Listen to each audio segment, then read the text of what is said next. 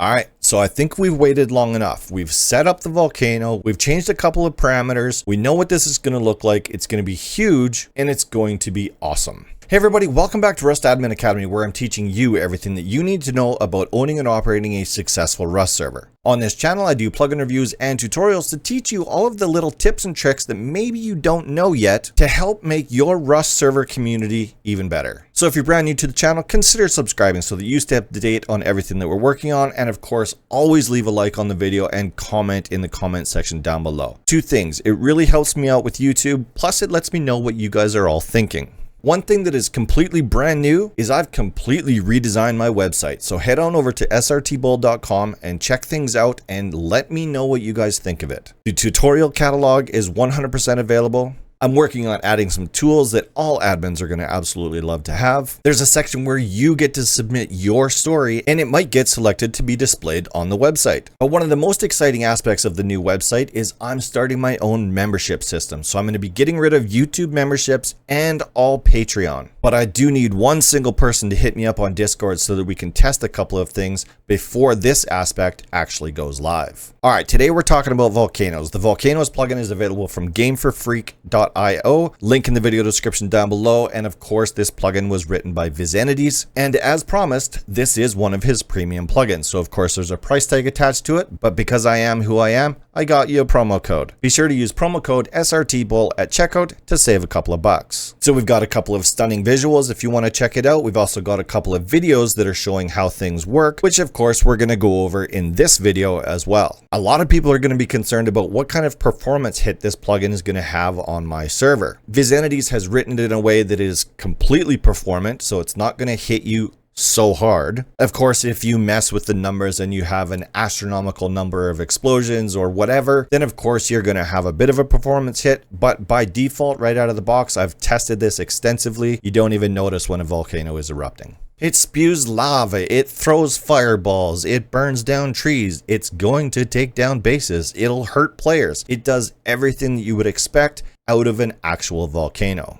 Of course, there are permissions associated with the Volcano plugin, so you're going to want to make sure that all of the admins or moderators, whoever is going to be building these volcanoes, has the volcano.admin permission. If you want to give a specific player or a specific group of players volcano immunity where they won't get damaged by the volcano, you of course can grant them the volcano.immune permission, and that will protect them from any damage from the volcano. Now, there's also a bunch of commands that you're going to need to have access to. And the reason why I'm showing them to you like this is because I'm going to actually refer back to these commands the same way that I would expect you to if you're using this plugin. So rather than going through each individual command, you're going to actually see me using them. Now, there's two different ways we can use the Volcano plugin. One is a manual setup where we go through and manually set up each individual volcano wherever and however we want to have them set up on our island. The alternative method is an automatic procedural generation. So VisEntities has written it in so that you can just run a command or make a change in the configuration file for volcanoes, and the plugin will automatically generate as many volcanoes as you decide that you want to have.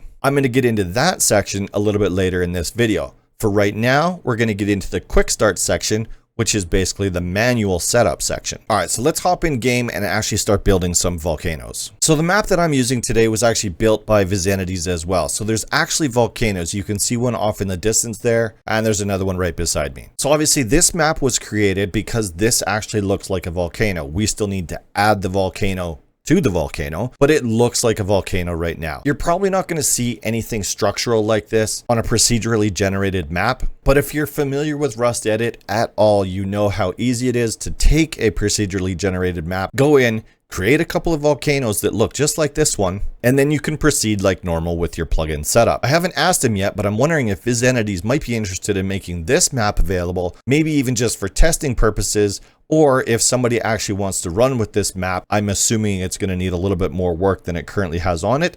That's just an assumption though. I'll reach out to VisEntities after I'm done recording this video and see if he's interested in doing that. Hey everybody, this is Future Editing Bull. I noticed that I didn't actually say in this section of the video that you don't have to have those types of volcanoes on your map in order to use the Volcanoes plugin. You can literally set up a volcano anywhere. You could set it up in the middle of a monument.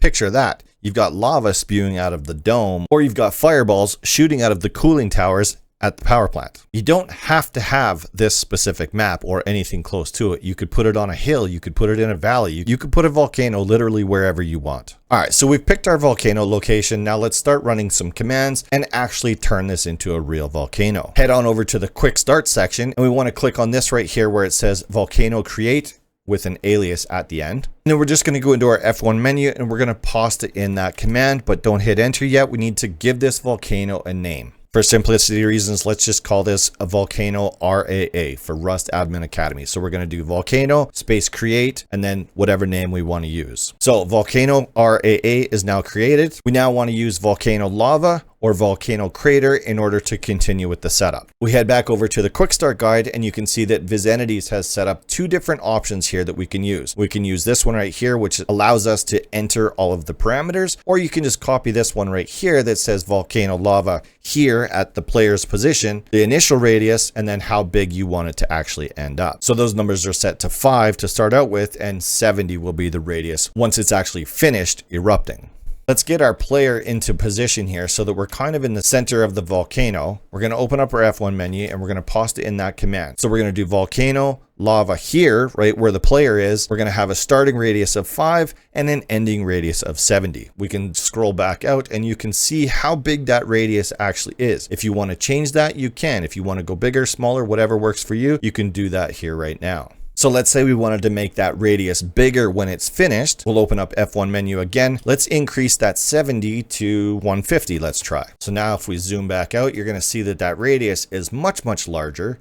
And the lava field is going to create a lot more damage. But hold on, we're not done yet. We could fire off this volcano right now and you would sure enough see the lava. But there's more to this plugin. So let's go back into the center. I don't really want to be right on the ground there. So we're going to kind of hover over the ground a little bit here. I'll try to get centered a little bit better. Next, we want to set where the crater is. So this is where the fireballs are going to actually fire out of. So same thing, we can either copy this one here where none of the parameters are filled out, or we can grab this pre-made one right here, volcano crater here, 5, which is an eruption radius. So how big the eruption is actually going to be. Head back in game and I'm pretty happy with this positioning. So I'm definitely below the edge or the lip of the volcano all the way around. So let's run that command here right now. So we're going to do volcano crater here, right where the player is, with a radius of 5. And if we just jump back out there, you're going to see that yellow radius there is showing where the eruption is actually going to take place. Once you're satisfied with your volcano, let's grab this command right here, which is just volcano done. F1 menu again, and let's just paste that in there just like that. And it says finished editing volcano with the name RAA because that's what we called it. Okay, so that's all the parameters of the volcano setup. Let's go in and have a look and see what we actually created though. So if we go into our data folder inside of our oxide folder, you'll see this volcanoes folder. That was a lot of folders. And then you're going to see there a file with the name of the volcano that we've now just created. So let's open that up and we're going to see all of the parameters available for this one volcano. And of course, you can go through each one of these individual parameters for each volcano, but I'm just going to cover a couple of the important ones. So obviously,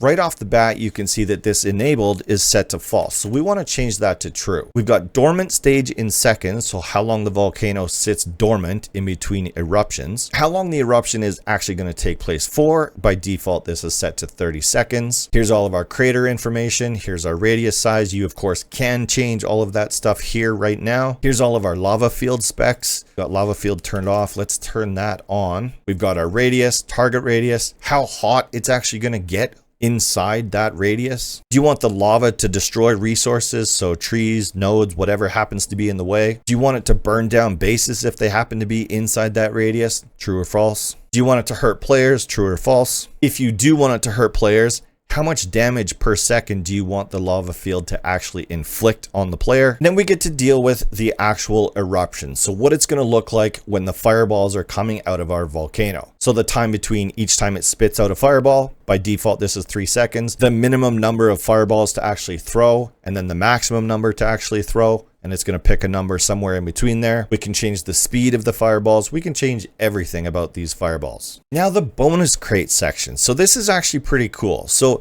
we're kind of creating an event here. And in order for it to be an event, there has to be a reward. So we can tell the plugin to actually spit out loot crates as it's erupting. and we can control what's in those loot crates. So by default, this is set to false. Let's change that to true. The chance of a crate being tossed out is at 20% by default. How long the crate is going to last once it's been tossed out of the volcano. And you can use a custom loot table here. By default, the best I can compare it to is it's like heli loot crates. But if you want to change that loot table up to whatever you want, you would change this to true and then go down here and create your custom loot table with whatever items and however many of them you want to actually have. And then we've got the spoils. So aside from the loot, what do we want the lava field to leave behind after it's gone through and destroyed everything? It can leave trees behind it. It can leave nodes, stone, metal, sulfur, whatever you want. It could leave hemp plants, whatever you want. You can decide right here by what spoils are left behind after an eruption. There's also a rarity controller in here. So not every time is it going to regenerate these things behind a lava field. So you can control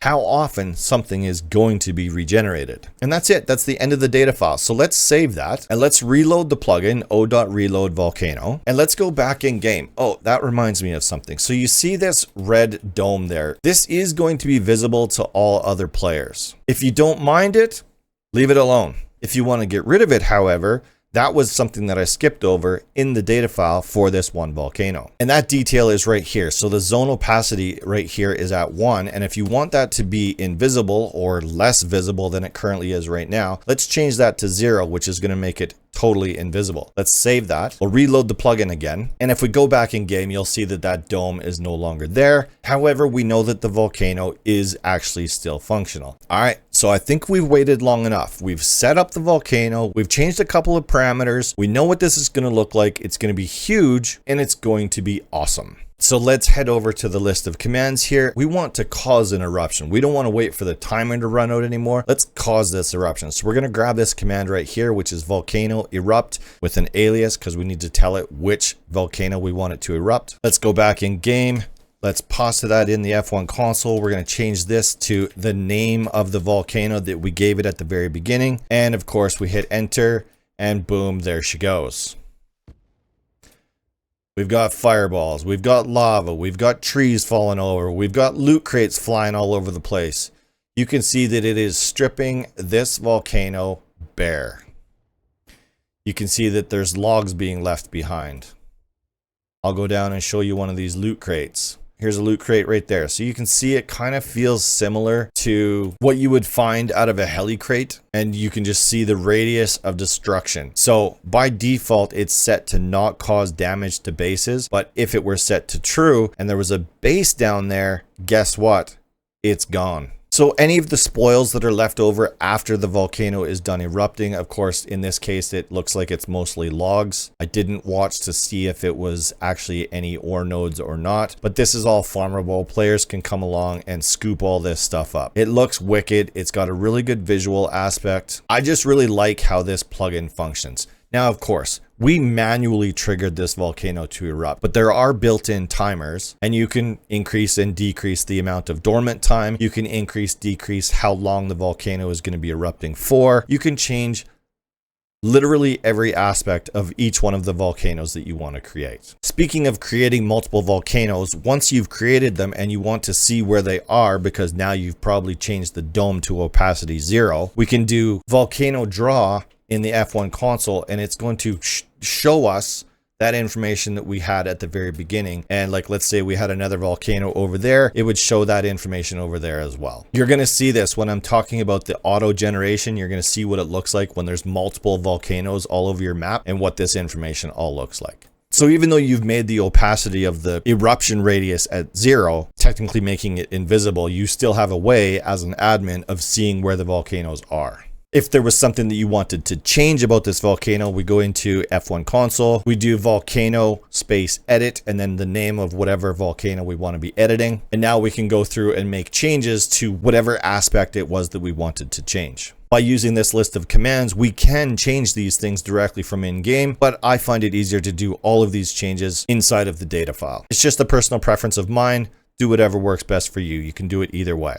Now, one of my first questions that I had for VisEntities when I was researching this plugin is, why aren't we using chat commands? Why are we using F1 console commands? And he made a really valid point. When you're using F1 console commands, it actually keeps track of everything that you've used in the past, whereas chat commands, you literally have to rewrite it and you don't know what you've done previously. And if you want to repeat a command, it's way easier to do it from the F1 console, where you can't do it unless you happen to have copied it to your clipboard beforehand. Whereas in F1 console, you can just hit the arrow key up and it's going to scroll through all of your previously used commands. And of course, a lot of people already knew that, but I was like, damn, man, that's genius. That is nice touch right there. So I know for a lot of people, myself included, who are used to using chat commands, this might be a game changer for me. All right, so another really cool aspect of this plugin is the fact that the Volcanoes plugin will automatically generate volcanoes all over your map if you want it to be done automatically. If you don't want to spend time setting up each individual crater and each individual lava field and all of that other stuff, VisEntities has built in a command to do it all automatically for you. All you have to do is select how many volcanoes you want to have on your map. So you might be asking yourself, do I need to have a custom map in order for this to work? The answer is no. If you go into the configuration file for volcanoes, by default, these features are all turned off, but all we got to do is change this enabled from false to true. And then these are the list of criteria that the plugin is going to go through before it decides if it's going to place a volcano there. So the default settings are pretty good, but you may have to change this so that it works better for your map. The best thing I can suggest, try it out, see what works, make changes after you've figured that out. So how much altitude does your mountain have to have before it's going to place a volcano there? How big of a field do you want it to automatically generate? Do you want it to avoid monuments, roads, and water? You can toggle all of this stuff on and off just in the configuration file. So now that I've turned the auto generation to enabled, let's go into the data folder. I just want to show you something really quick. Let's go into the Volcanoes data folder and you'll see that there's no information there whatsoever. Let's go back to the list of commands on the Game for Freak website and let's grab this volcano autogen right here. So we just copy that to my clipboard. We go back in game, bring up our F1 console and just paste that in there like that. And then we want to tell the plugin how many volcanoes we want it to generate. So I'm on a 6K map right now, which is ridiculous in size, but I wanted to be able to show you the different examples. So I'm just going to tell the plugin to generate 6 different volcanoes all over my map, as long as it can find 6 locations that fit my criteria. So it goes and does its thing. And as you can see in chat there, it says created 6 volcanoes with procedural generation. So now if we go back to the data folder and open up the volcanoes file, we're going to see that there are now 6 automatically generated volcanoes on our map. Let's go back to our list of commands. Let's grab this command right here, volcano draw. Again, we'll go into the F1 console. We'll just pasta that in there just like that. And as you can see on the screen there, it might be a little bit hard for you to read, but you can see all of these different volcanoes that have automatically been generated around my map. Anytime you see these words there, that's a volcano. So we can head on over to one and you can see there's some really important information there that was automatically generated. So our alias, which is important because we're going to run a test here, is auto volcano number 5, auto volcano 5. So if we were going to be making some changes and we wanted to do it directly in the data file, we would obviously go into auto volcano 5.json to make those changes. So for right now, I'm just going to leave this as it's 100% automatically generated. So hurt players is at false. So somebody can be in the lava field and they're not going to get hurt. Tossing bonus crates. This is also set to false. So it's not going to throw any loot out of this volcano. We could change the name of it if we wanted to right at this location right here. And then of course we would save our data file, reload the plugin, go back in game, and whatever changes we did decide to make on this, it would then take effect. So let's just make this volcano erupt. So let's grab this command right here, volcano erupt, and then the alias that it's asking for. So in the F1 console, we've got volcano erupt, and then the name of it, which is auto-volcano-5. So, and as you can see there, the volcano then erupts, and here comes our fireballs. But you'll notice that there is no loot being tossed around like you may have seen on other volcanoes, especially ones that aren't automatically set up. So the quick and dirty on the automatic generation is once the plugin sees a new map save and you have automatic generation turned on in your configuration file, it's going to automatically take care of this. You don't have to run these commands. The plugin is just going to take care of it for you. If you do come across a volcano that's maybe in a bad location or whatever, you of course can delete that one volcano without affecting all of the other automatically generated volcanoes. And because I haven't mentioned it yet, you might be noticing this red globe. I would hope that you would be seeing that. And for some servers, maybe that's going to work for you. But maybe you don't want your players to know that this location is a volcano. Maybe you want somebody to try to build there and have their base burnt to the ground during a volcano eruption. So that is the automatic generation aspect of this plugin. And of course, if you decide that you want to get rid of all of the automatically generated volcanoes, let's grab this command right here, volcano purge auto. F1 console, we can just dump that in there and it's going to delete all of the automatically generated volcanoes. And if we go back into our volcanoes data folder, you're going to see that all those volcanoes are gone. However, if you had custom built volcanoes, you would still see those listed here. That command will only delete the automatically generated volcanoes. So that is the Volcano plugin available from gameforfreaks.io. Remember, if you decide to pick up this plugin, use promo code srtbull to save yourself a couple of bucks at checkout. I've got another video right here of more Game for Freak plugins available now. I still need everybody to subscribe to the channel because hello, YouTube loves subscriptions. And of course, don't forget to check out the brand new srtbull.com website. Let me know what you guys think because I really need your feedback on that. Thank you all so much for watching. I'll see you next week.